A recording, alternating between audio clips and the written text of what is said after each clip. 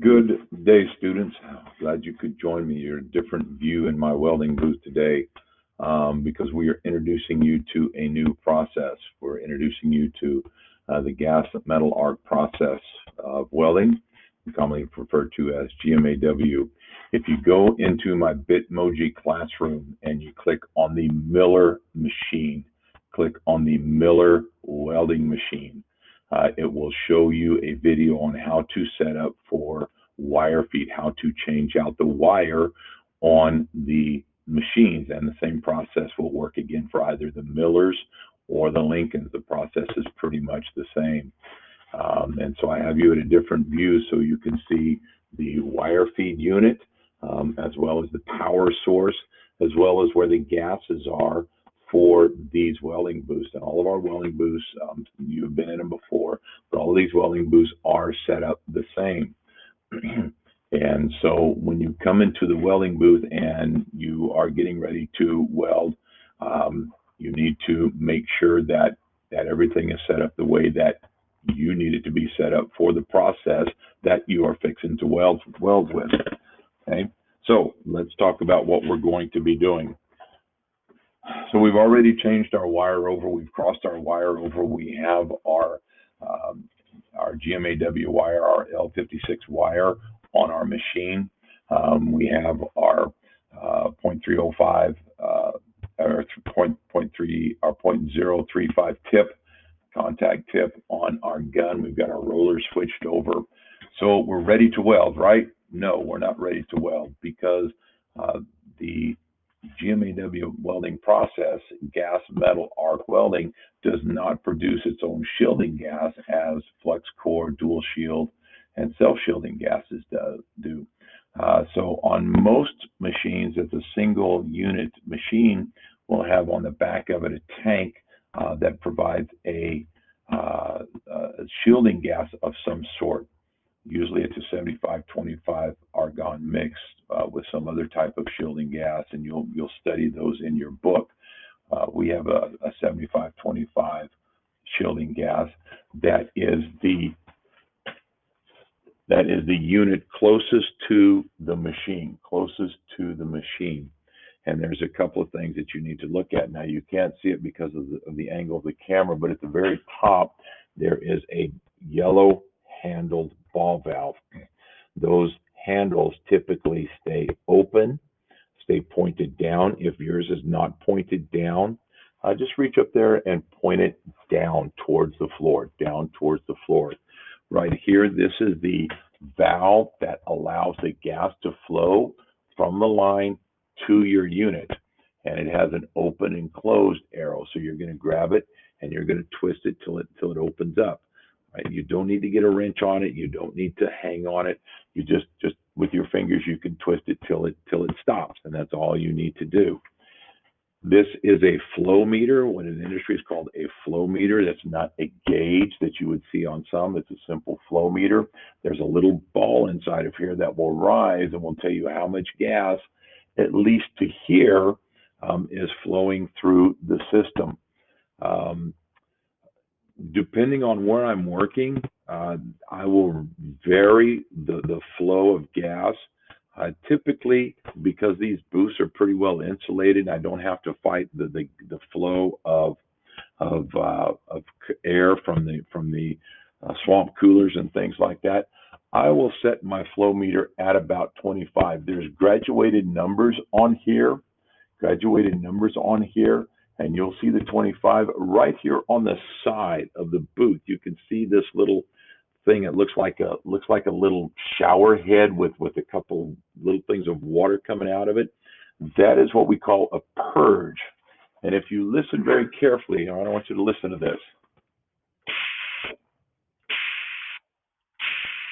That allows gas to come out of the nozzle without the wire coming out. I mean, you can do it this way, but you're pushing the wire out, and you're also making that wire what we call hot or charged. All right. So we don't want to do that. All right.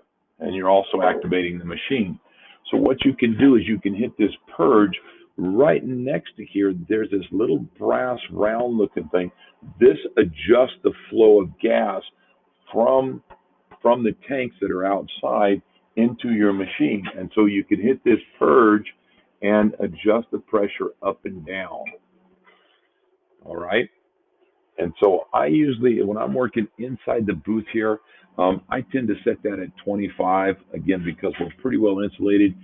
Even with these on, I'm not going to get that much of a draft. Now, if you're welding and you're starting to see that you're getting a lot of porosity, one or two things have happened. Mr. Clark has run out of gas, literally,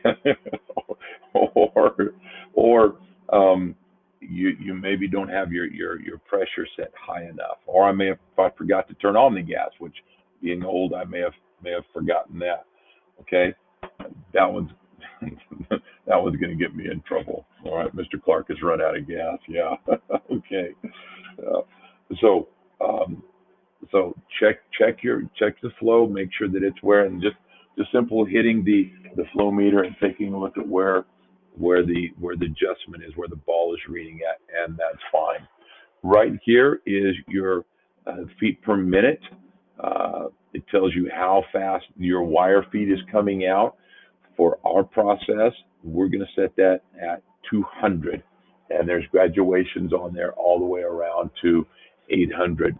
There's a part in your book, and we will probably have a quiz on it.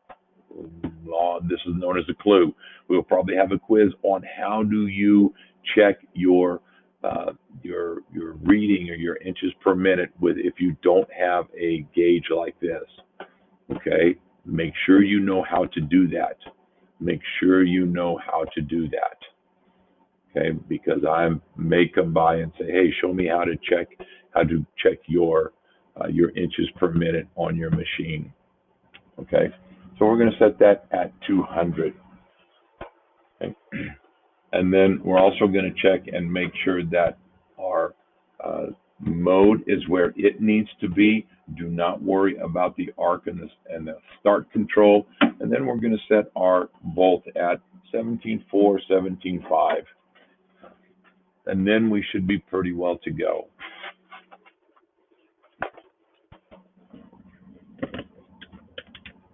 So again, our wire speed controls our amperage.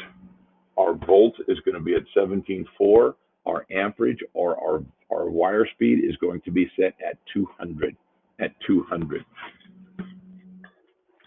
So we just finished our top weldment of 6013.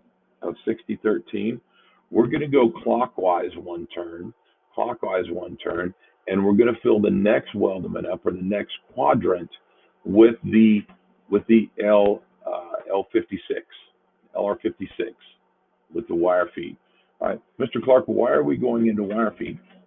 As a rig mechanic or as a field technician, it is important that you are somewhat proficient in both of these techniques. You may be out in the field someday, and you may need to do a lot of welding on junk and rust and some nasty old pipe or some nasty old equipment, and you may have to drag out the 6013, the 6011, one of these electrodes that is just going to burn through anything. On the other hand, you may be in the shop, and you may be building things in the shop, and you may be fabricating things in the shop. If I'm fabricating things in the shop, last electrode I'm going to grab is a 6013 or 6011 or something like that. I'm probably going to grab my wire feed, because I can weld all day with the wire feed. I don't have to worry about throwing electrodes down. I don't have all this slag on the floor. It's a much cleaner, a much nicer, a much more efficient process when I'm doing the wire feed. So you need to be at least somewhat understanding of both processes and have a little bit of time in both of these processes. Okay. All right. The cool thing about this is wire feed is probably one of the easiest processes to learn. And once you get halfway proficient at it, then you can sit here and weld all day. The most frustrating about wire feed is when you're doing fabrication on structural steel, Obviously, like we've talked about with SMAW, you don't want to quench it. You just want to let it cool naturally. And just sitting here letting it cool. You know, you're sitting there, you're twiddling your thumbs, waiting for the metal to cool down. Okay.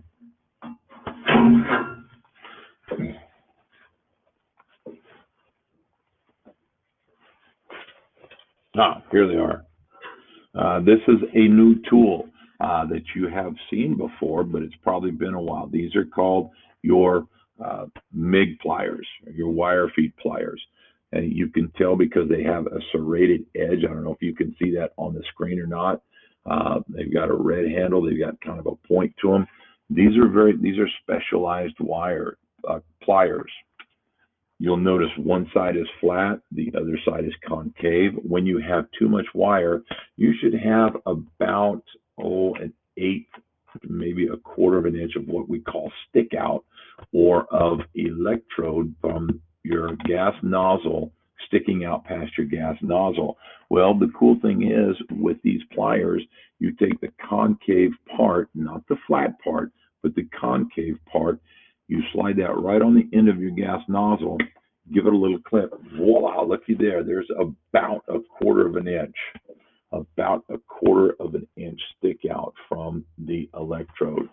And also, these serrated parts right here, if you get too much slag or too much spatter inside your gas nozzle, you can take your gas nozzle off, clean it out with this right here, slide it back on, and that will help keep things all clean for you. Okay.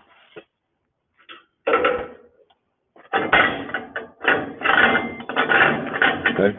And again, we're going to weld towards the handle of our electrode. We're running just a stringer pass, so we're going to start. We want to keep that gun just like we did with our electrodes, our stick electrodes. We want to keep this gun as close to perpendicular as possible as we drag it towards the back. All right. The reason is our shielding gas is coming out of this tip right here, out of this gas nozzle, and it's producing this gas cloud that is protecting everything around it. The more I tilt this one way or the other, the more of an angle that cloud's going to be, providing less coverage for my shielding gas and for providing less cover gas, more shield. Let me start over again. All right. The more I tilt this, the less shielding gas is going to be provided at one end of my weld or the other. All right, so I want to try to get an even shielding gas as I'm moving along. Okay, and you want to move at a consistent speed. Again, it should take you about 45 seconds to 60 seconds to complete a 6-inch weld. You want to look at the weld. It should look just like a stick weld. It shouldn't be all curled up and look like a caterpillar laying there. It should be nice and laid out. It should be making contact with both sides of what you are welding on. Okay? All right. Let's see what we can do today. Once you squeeze the trigger on this, I can sit here and touch it all day long, and it's not going to do anything. Once you squeeze the trigger squeeze, it becomes hot. That's another nice thing about this versus stick welding. Stick welding, once I put the stick in my electrode holder, it becomes hot. I can sit here all day long and do this, and nothing's going to happen, even with the electrode there, right? So, yeah, you do want to be careful with this, but it's not as scary as some people think as SMAW. You know, we got the electrode in there. Oh, yeah, you know, and stay and scratch the table all day long. All right, all right. Let's see what we can do.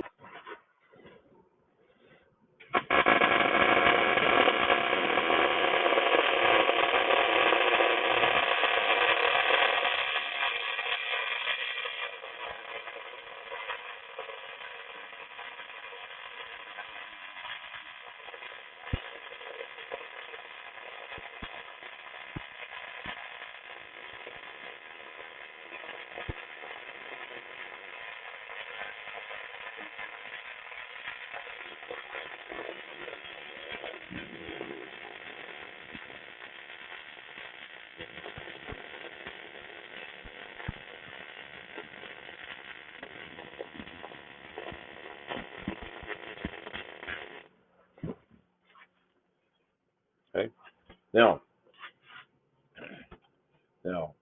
now, now comes the big surprise, okay? And the reason I was doing that is I was filling up some material in there because I picked this X up. This was somebody else's X, right? GMAW L56, the wire that we're using is actually a push electrode.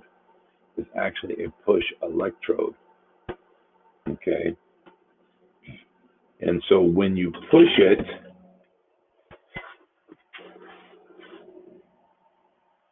that's what your bead should be looking like, okay?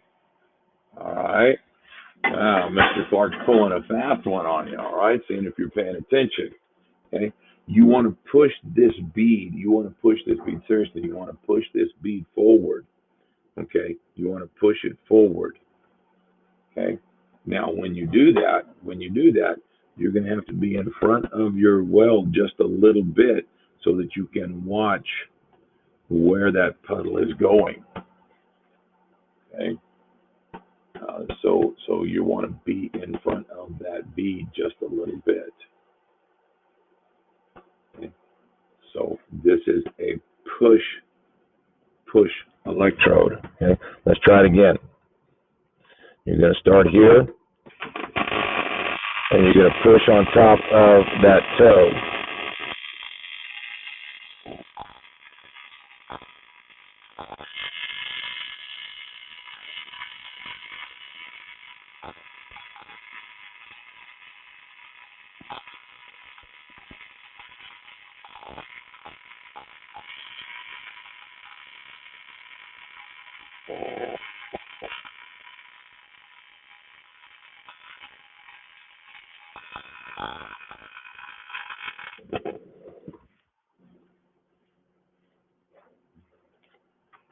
And it's starting to get a little hot to hold.